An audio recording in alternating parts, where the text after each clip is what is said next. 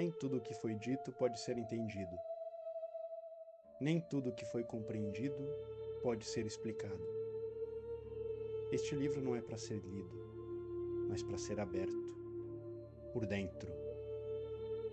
Aquele que lê com olhos de carne, restará a letra. Àquele que lê com olhos do Espírito, abrir-se-á o véu. Estas tábuas não foram lavradas em pedra, mas em memória, e quem se lembrar, compreenderá. E quem compreender, deixará de se lembrar como alguém para tornar-se o próprio lembrado.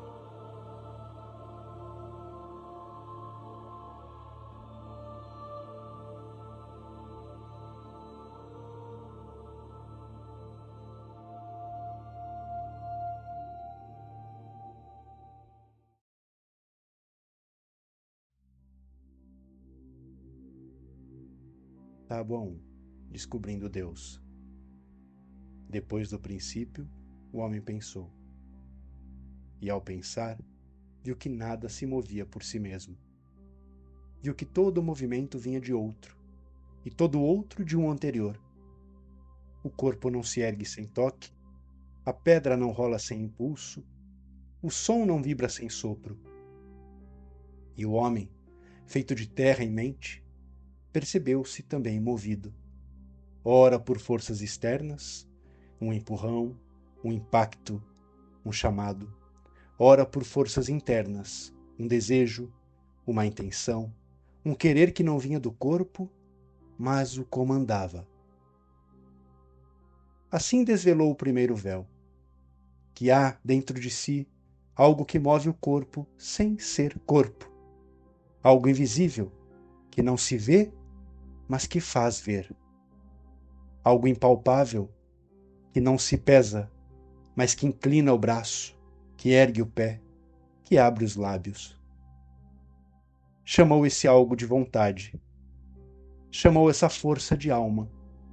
Chamou essa presença de espírito.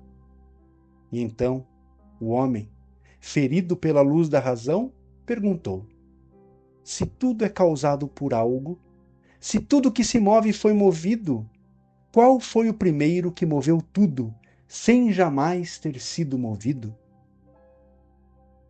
Se não houver um princípio imóvel, um ser que não depende de outro para ser, toda a cadeia das causas se desfaz, e o sentido se perde como areia soprada no abismo. Foi nesse instante que o homem, ainda de olhos cerrados, viu, não com os olhos do corpo, mas com os olhos da mente desperta, com o nous. E o que viu? Viu antes de tudo o que existe. Antes do tempo, da matéria e da forma, havia aquele que é. Aquele que não precisa ser movido para mover, que não precisa nascer para existir, que não precisa provar-se porque é em si mesmo a prova de tudo. E ao reconhecer esse ser, o homem deu-lhe o nome mais antigo: Deus.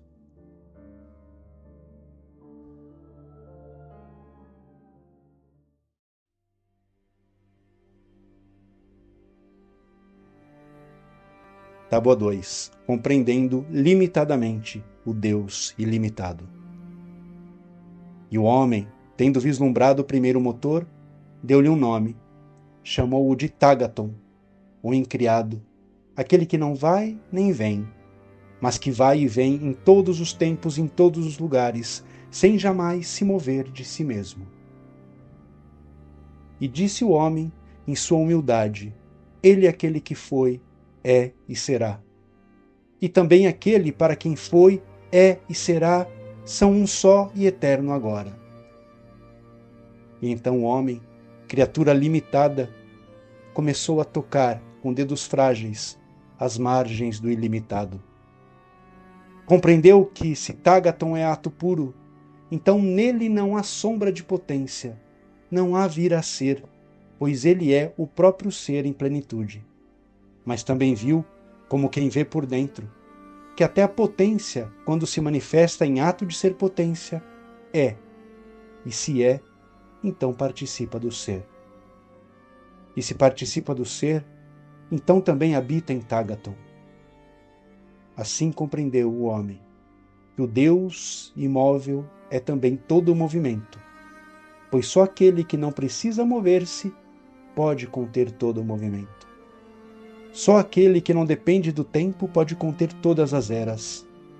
Só aquele que não precisa de forma pode ser todas as formas. E disse o homem: se ele é, então ele é tudo o que pode ser, e tudo o que pode não ser. Pois até o nada diante dele é possibilidade contida. E o homem entendeu que Tagaton não está no tempo. Ele é anterior ao tempo, porque só quem não muda pode conter a mudança. O tempo, para Tagaton, é apenas uma potência em ato de vir a existir. É um lampejo suspenso no seio do infinito. E assim, sem limites, sem exterior, sem ausência, Tagaton permanece em si mesmo, eterno, insondável, total.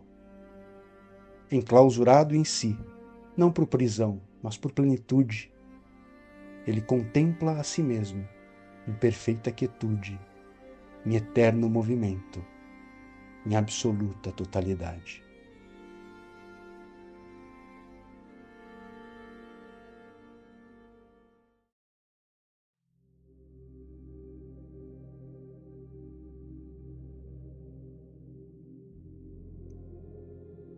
Tábua 3.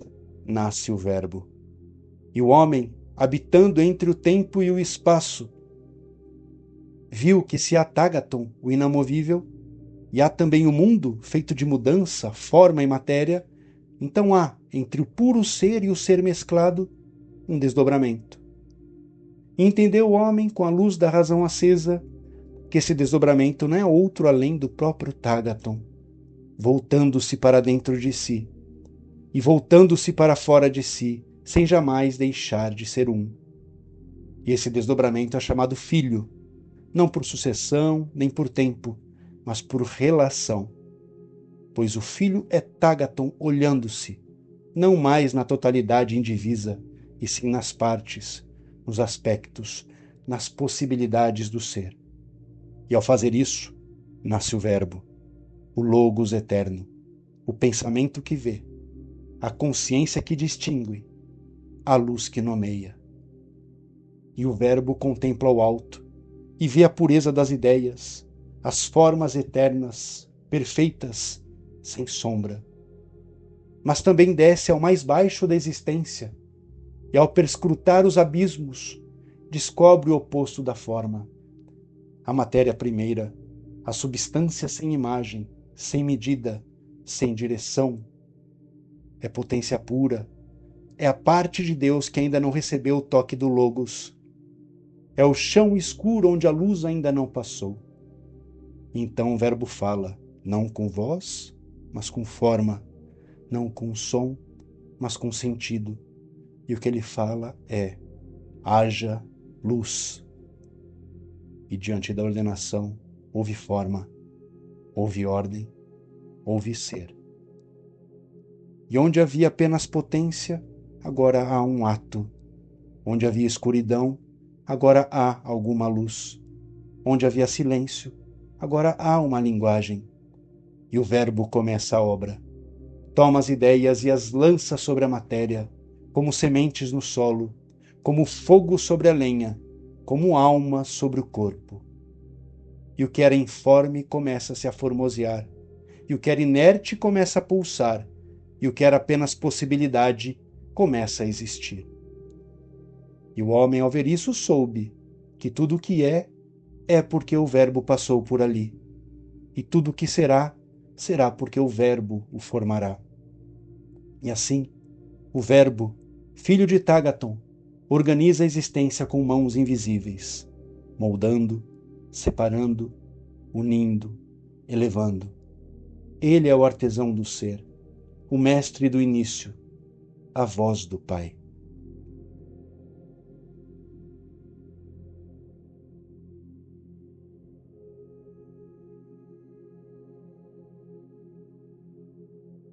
Tábua 4. Do primeiro verbo nasce o Espírito. E o verbo, ao organizar o ser, não estava só, pois junto ao Filho saiu do seio de Tágaton o Espírito, não como outro, mas como expansão viva do mesmo ser. Não como segunda vontade, mas como execução perfeita da vontade do Pai, pronunciada pelo Filho. O Espírito é os olhos do Verbo. Onde o Verbo olha, o Espírito vê. Onde o Verbo comanda, o Espírito age. Onde o Verbo nomeia, o Espírito encarna. E assim, o Espírito habita onde o Verbo aponta. Ele desce, percorre, toca, modela. Ele não é forma, e sim a presença formadora. Ele não é voz, e sim o sopro que faz ecoar a voz. E o Espírito tornou-se a ponte sagrada entre o alto e o baixo, entre o céu e a terra, entre as ideias eternas e a matéria primeira, entre o Pai imóvel e o mundo em contínuo movimento. Onde o Verbo traz a ordem, o Espírito gera o ritmo. Onde o Verbo define, o Espírito anima. É Ele quem liga o que foi ao que será. É Ele quem sustenta um instante onde tudo se encontra. É Ele quem move as coisas sem sair de lugar. Pois onde houver espírito, ali estará respiro. Pois onde houver passagem, ali Ele, o Espírito, será ponte. O Espírito não é visto, senão sentido. Não é medido, mas manifesta a medida. Ele é o fôlego da existência, é a vibração do ato. E assim o homem entendeu. O Pai é o todo. O Filho é a luz que distingue, e o Espírito é o ducto que conecta. Tágaton contempla a si mesmo. O Verbo organiza as partes. O Espírito circula entre elas, e onde ele, o Espírito, passa, carregando o Verbo, a união, a ligação, a vida. E pela ação do Espírito, o alto toca o baixo, sem deixar de ser alto. E o baixo é elevado ao alto, sem perder sua origem. Tudo que respira, respira porque ele passa. Tudo que se move, move-se porque ele transita. Tudo que compreende, compreende porque ele revela.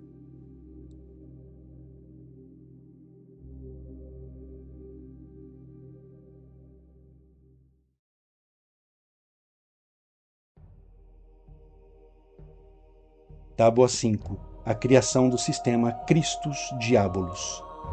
E Deus, o Tágaton, contemplou-se em totalidade, e o Verbo foi gerado como ordem do ser. E o Espírito foi soprado como visão da vontade. E o Verbo olhou, e ao olhar viu que havia altura e profundidade, viu que havia luz acima e matéria abaixo, viu que havia distância entre o céu e a terra, e a distância clamava por sentido. Então o Verbo pronunciou: haja caminho entre o que é e o que pode ser. E houve tensão entre o alto e o baixo, e o primeiro sistema nasceu. E o homem, em sua limitada chama de compreensão, chamou o alto de Christus, e o abismo de Diabolos, chamou o caminho entre ambos de criação. E o Christus era luz, era som, era vida, era unidade. E o Diabolos era sombra, era silêncio, era ruptura, era dispersão. E o Tágaton viu que a criação estava entre os dois. O Verbo desceu do alto, o Espírito pairou sobre o abismo, e a ordem tocou a matéria.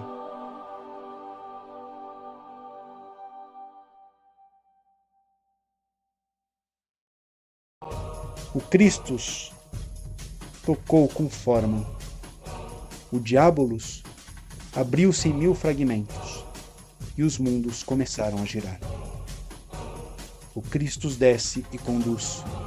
O Diabolos se afasta e arrasta. O Espírito caminha entre ambos. E onde o Christus caminha, há sentido. E onde o Diabolos passa, há ruptura. E onde o Espírito sopra, há passagem. E Deus viu que tudo estava como deveria estar, que a criação era campo de retorno, que o sistema era estrada, que a tensão era parto. E o Tágaton não se perturbou, pois tudo nele está, e tudo nele volta a estar.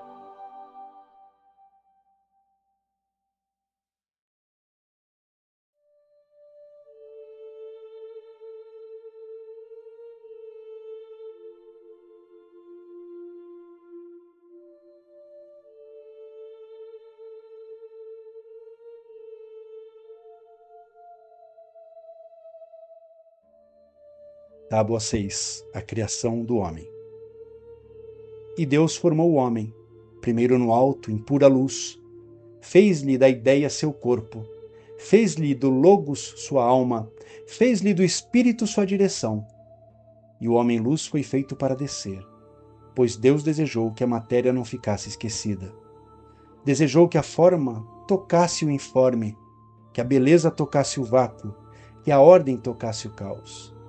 Mas a luz, sendo leve, não descia, não tocava o abismo, não pesava o bastante para alcançar o fundo. Então o Filho expôs o homem ao sistema. Ao Christus deu-lhe direção, ao Diabolos deu-lhe densidade, e entre os dois acendeu-se um lampejo. E do lampejo nasceu a amálgama, uma junção de luz e treva, de altura e profundidade, de forma e potência, de ascensão e queda. E as trevas, sendo mais densas, conduziram a luz para baixo, e a luz, sendo mais pura, permaneceu acesa mesmo na descida, e assim o homem pôde cair sem se apagar. E durante a queda, o amálgama foi revestido, revestiu-se de tempo, revestiu-se de desejo e de todos os caprichos que desenvolveria na matéria. E o amálgama atingiu a matéria mórfica, e graças às trevas pôde nela entrar. E da luz o barro recebeu a forma, e do espírito a forma recebeu o sopro. E Deus aformoseou a matéria com o homem. E onde havia peso, nasceu presença. E onde havia dispersão, nasceu direção. E o vazio fora habitado pela alma. O Verbo infundiu-lhe o sentido, o Espírito soprou-lhe o fôlego, e o homem tornou-se ponte. Ponte entre o que está acima e o que está abaixo. Ponte entre o que foi criado e o que ainda é informe. Ponte entre Deus e o mundo. É por isso que o homem nasceu entre dois ventos, o vento que sobe, o vento que desce, o que integra e o que dispersa, o que chama e o que afasta. E Deus colocou o homem no centro do sistema. Chamou-o de clarão, chamou-o de sua imagem, chamou-o de filho.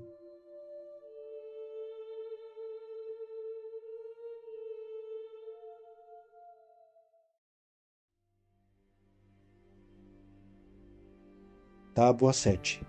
A missão do homem. E o homem, criado na tensão dos opostos, feito de luz amalgamada com sombra, ergueu-se do barro como sinal do alto no mundo inferior. E Deus o contemplou, diferentemente das criaturas entre outras, como testemunha viva de sua vontade. Chamou-o de ponte, chamou-o de clarão, chamou-o de promessa, pois o homem é, para além da obra, operário. Ele não é apenas vaso, mas vertente.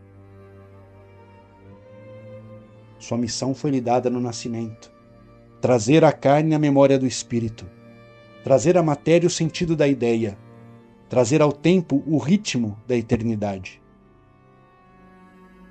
E ao abrir os olhos, se despertos, os olhos do Logonoeta veem que todas as coisas são imagem de Deus. Veem que cada ser, cada forma, cada vida é uma centelha divina vestida de densidade. E o mundo, com sua vastidão e seus véus, já não aparece como afastado do Pai, e sim como sua expansão fragmentada, como sua palavra em curso, como sua luz sob espessas águas. O Logonoeta contempla a imanência e não se escandaliza com seu peso, pois sabe que tudo que desce, desce para ser elevado. E tudo que se desgasta no tempo, desgasta-se porque veio do infinito. A matéria não é inimiga, é teatro, é cenário de encarnação e de retorno, é a vestimenta que recebe o verbo e, ao recebê-lo, faz-se forma viva. O logonoeta reconhece a trindade em cada coisa, a forma que se mostra, a essência que sustenta, o destino que chama. E ao ver assim, vê como Deus vê. Vê o clarão onde o mundo vê treva, vê o altar onde o mundo vê pedra, vê a cruz onde o mundo vê morte. E porque vê, serve, porque vê, caminha, porque vê, ama. A missão do homem é crística, não pela figura, mas pelo chamado, não pelo nome, mas pela estrutura. Pois o Cristo é o protótipo do ser reconciliado, e o homem é sua miniatura. Todo homem é em si um Cristo em potência.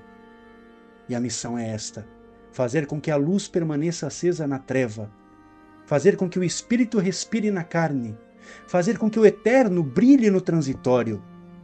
Esta é a vocação sagrada: ser clarão, ser símbolo, ser reino.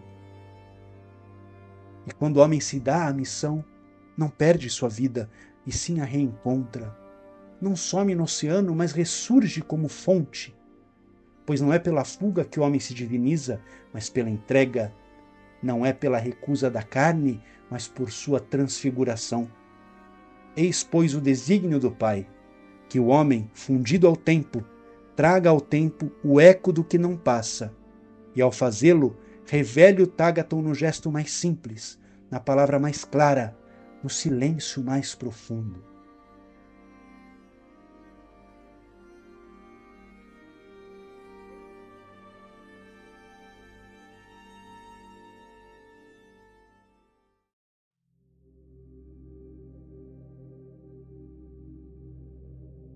Tábua 8. Do mistério da matéria e da luz da consciência. No princípio havia consciência, e a consciência era luz. E a luz não precisava de olhos para ver, nem de corpo para ser. E mesmo assim, a luz contemplou o informe. Por meio do espírito que se movia sobre a face das águas, o Logos o fitou. E o informe era a matéria primeira. E a matéria primeira era sem forma, sem direção, sem nome. Era potência pura, esperando ser tocada. E a luz tocou-a, e ao ser tocada a matéria se curvou. E onde antes havia apenas caos, nasceu a forma. Mas a matéria não era visível, pois nada do que é tocado pela consciência pode ser visto, a não ser que a luz o revele. E a luz, ao banhar a matéria, gerou reflexo, pois, sendo mais abundante que a matéria, o sobressalente da luz reflete para o meio. E o reflexo criou a ilusão da forma. E o homem, com olhos de carne, passou a enxergar não a coisa em si, mas o brilho que ela devolvia à luz. O mundo visível nasceu do invisível, e a ilusão da tangibilidade nasceu do vazio. Pois a matéria é composta de partes, e as partes são pequenas, e as pequenas partes são átomos, e os átomos, ao serem vistos, somem, e quando somem revelam sua essência. Não são corpo, mas energia. E essa energia carrega em si densidade, e a densidade carrega em si o peso da criação inferior. E a criação inferior é regida pelo princípio da contração, e esse princípio é o diabolos. Assim, toda a matéria é diabólica, não por malícia, mas por natureza, pois sua função é manter a forma no baixo, é reter, é conter, é limitar. E a matéria, negativa que é, repele. E ao repelir, cria a sensação, e ao tocar não se toca, pois o toque é repulsa, e a repulsa é campo, e o campo é energia, e a energia é informação. Assim, o tato é ilusão, e o peso é ilusão, e a forma é ilusão, e o corpo que sentimos é feito de não contato. E disse o Logos: o corpo não é a consciência, nem a mente é o cérebro. O cérebro é vaso, é canal, é transdutor. Pois cada consciência está no cérebro, mas não se origina nele, e habita o corpo, mas não é limitada a ele. Ela observa o barro, mas não é barro. A consciência é espírito, é luz não refletida que pôde penetrar. É o próprio Tágaton presente no instante que olha. É a matéria quando tocada pela consciência. É a formoseada, pois deixa de ser apenas massa e passa a ser símbolo. Deixa de ser ruído e passa a ser música. E o homem, ao tocar o mundo, não vê o mundo, vê o reflexo da luz no mundo. E ao tocar o mundo, não sente o mundo, sente a mensagem do campo que o separa do mundo. Assim, o visível é reflexo, e o palpável é distância, e o tangível é sinal. A matéria primeira é escura, a matéria formoseada é símbolo, e a consciência é luz que tudo penetra, sem se confundir com nada. E o homem que se lembra disso torna-se novamente clarão, pois caminha no mundo como quem caminha sobre águas, sem afundar, e toca as coisas como quem reconhece sombras, sem se prender, pois aquele que sabe o que é a matéria já não é escravo da forma, e aquele que sente o que é a consciência já não teme a morte. Pois a luz é anterior ao olho, a consciência é anterior ao cérebro, e o ser é anterior ao corpo. Eis o mistério da criação. O que é mais real não se vê, o que é mais tangível não se toca, o que é mais vivo não morre. E a consciência, que era no princípio, permanece e continuará sendo, quando tudo que é denso voltar ao pó de onde foi modelado.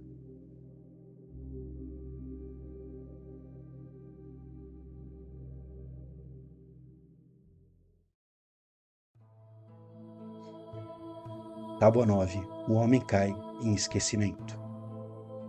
E o homem, gerado de luz e treva, descido em carne, habitante da tensão, sentiu o peso da matéria. A carne, sendo densa, clamava por gozo. A sombra em sua origem buscava repouso nas paixões, e o deleite dos sentidos tornou-se seu primeiro alimento.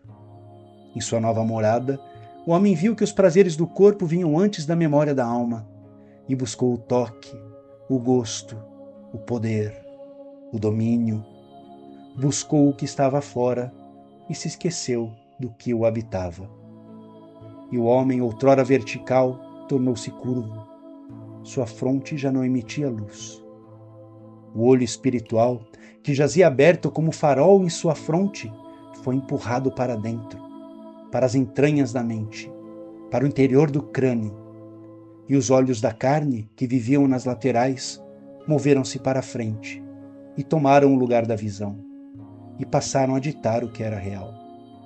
E o homem, vendo com os olhos do corpo, esqueceu-se dos olhos da alma, esqueceu-se da missão, esqueceu-se da fonte, esqueceu-se de Deus. Depois do gozo vieram sentimentos, mesquinhos, possessivos, inquietos. O medo assentou-se em seu peito. A inveja caminhou com ele. O ciúme o vigiava à noite. A raiva o guiava ao dia.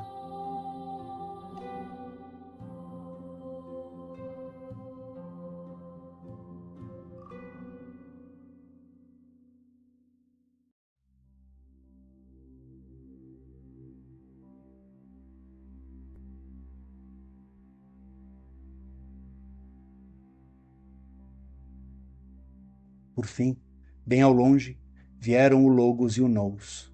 Vieram fracos, tímidos, esquecidos. Vieram como sussurros em meio ao ruído. A centelha que o ligava ao alto tornou-se chama escondida no fundo da alma. Milênios se passaram, e o homem vagueou entre desejos e guerras, construiu reinos sobre areia, ergueu torres para dominar, mas não edificou o templo do reconhecimento. E um dia, no silêncio do íntimo, A centelha brilhou, tímida, fraca, mas suficiente para que o homem sentisse saudade. Saudade de uma luz que não sabia nomear. Saudade de uma casa que nunca vira, mas reconhecia. E o homem começou a despertar. Como criança, que ao abrir os olhos vê vultos antes de ver formas, e sente antes de entender. E o olho espiritual, mesmo enclausurado em meio à massa cinzenta, enviava imagens, percepções, pressentimentos. E o homem começou a pressentir o invisível, a intuir o eterno, a desejar o alto. Mas seu corpo ainda estava preso no chão, e sua linguagem ainda era feita de pedra, e sua mente, moldada pela carne, não sabia traduzir o que vinha do espírito. Então o homem descreveu o sagrado com palavras pesadas. Traduzia a revelação como quem molda fogo em ferro. E o que era leve tornou-se lei. E o que era fluxo tornou-se dogma. E o que era símbolo tornou-se prisão. Assim o homem fechou o que deveria abrir, limitou o que deveria expandir, fixou o que deveria fluir. E Deus viu que o homem não estava perdido, mas apenas esquecido. Não estava cego, mas com o olho voltado para dentro. E sabia que haveria tempo, e sabia que haveria retorno, e sabia que a centelha, mesmo pequena, nunca se apaga.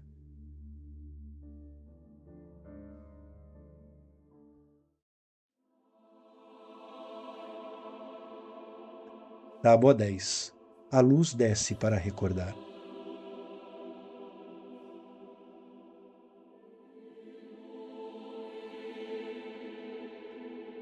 E quando a centelha nos homens era quase só brasa, quando a escuridão já era costume, quando as palavras já não apontavam para o alto, mas apenas repetiam-se umas às outras, então ele veio.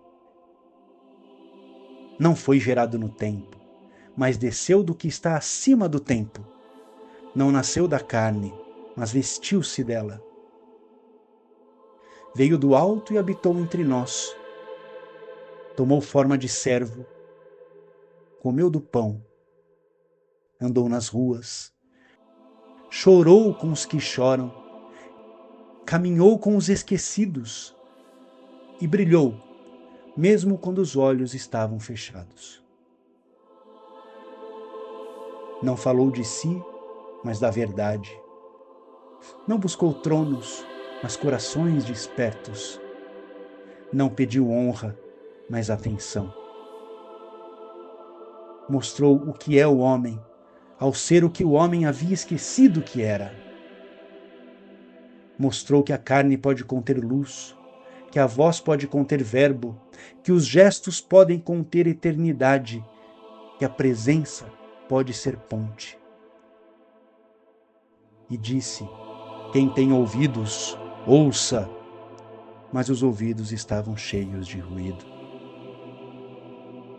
E diante dos doutores, daqueles que sustentavam as tábuas com mãos de pedra, ele levantou-se em espírito e disse: homens de cabeça endurecida, de ouvidos fechados e de coração turvo, vós sempre resistis ao sopro que vos chama, vós sempre matais os que vêm lembrar-vos da luz. E o povo que guardava as leis não guardava o sentido. E os mestres que citavam profetas não viam o cumprimento diante dos olhos. Em nome do Deus que diziam servir, mataram o Deus que caminhava com eles. Penduraram o infinito no madeiro. Escarneceram do verbo feito gesto. Cuspiram na própria origem. Mas o homem de visão, o logonoeta, sabia. Sabia que ali não havia derrota, mas revelação. Sabia que a luz não foi apagada, mas acesa dentro da cruz. Sabia que o espírito não foi vencido, mas infundido no mundo.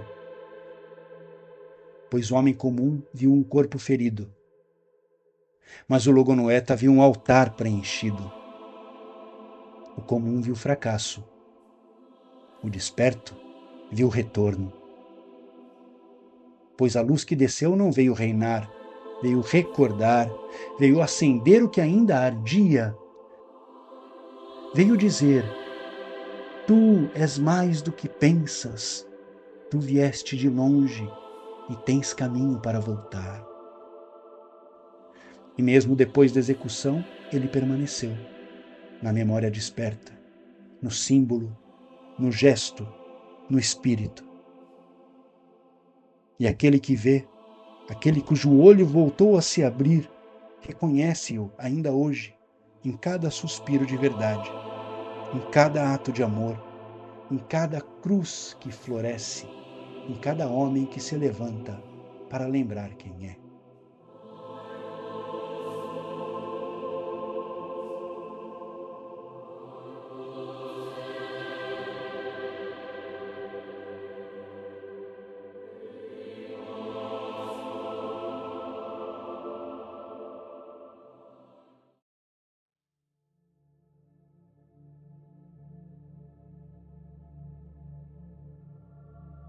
Tábua 11.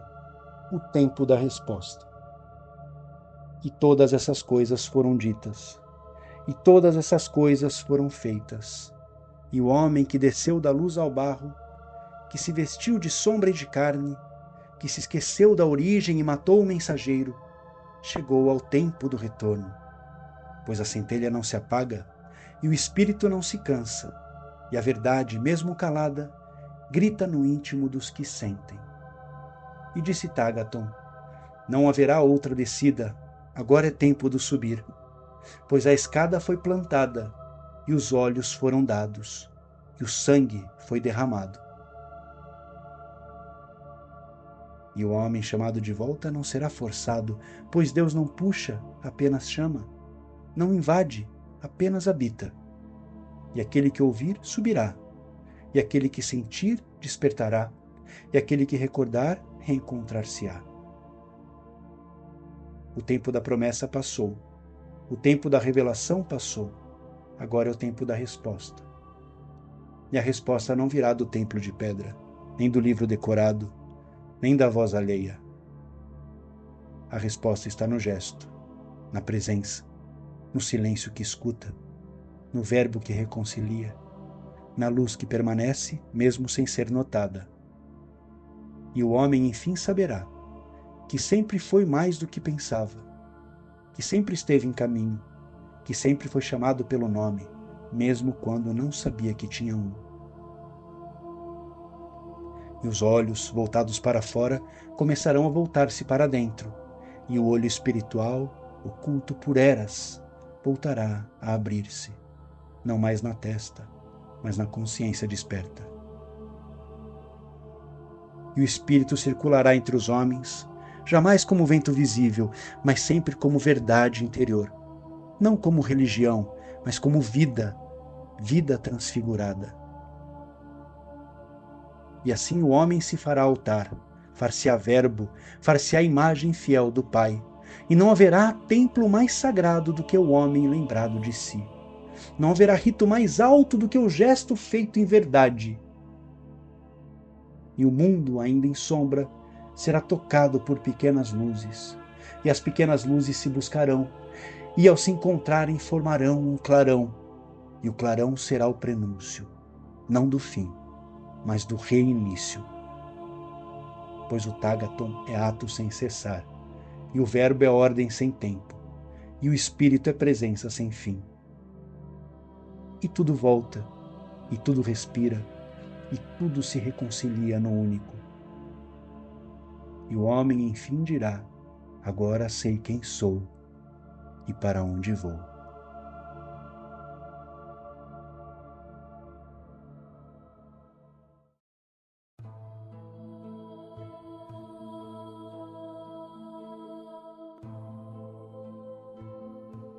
Tábua 12. Do prêmio perdição de responder ao chamado. E quando a voz foi ouvida, não ecoou por fora, nem se fez som nos vales. Veio como quem volta e como quem nunca partiu. E quem respondeu, não o fez com palavras, mas com lembrança. Pois só responde quem já sabe, e só sabe quem nunca se apartou. E aquele que responde já não é quem pergunta, pois quem responde desfaz-se da própria resposta. E nesse instante não há revelação, há retorno, ao reconhecimento do que sempre esteve em ato de vir a ser. E tudo o que se julgava linha mostrou-se feixe, e tudo o que se tomava por caminho apresentou-se como dobra, pois o passo que se dá aqui ressoa ali. E o gesto que se faz em luz acende 1000 imagens em lugares onde o tempo não chegou. O nome que se carrega torna-se véu. O rosto que se mostra desenha-se em águas que nunca correram. E o véu, quando rasgado, não revela o que está por trás, mas dissolve a ideia de frente e verso. Então o véu é o rosto, o reflexo é a face, o eco é a voz.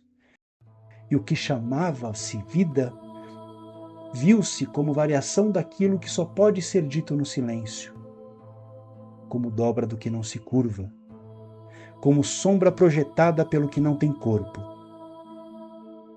E aquele que viu já não quis ver, pois ver era deixar de olhar, era cessar o gesto, era silenciar até o nome.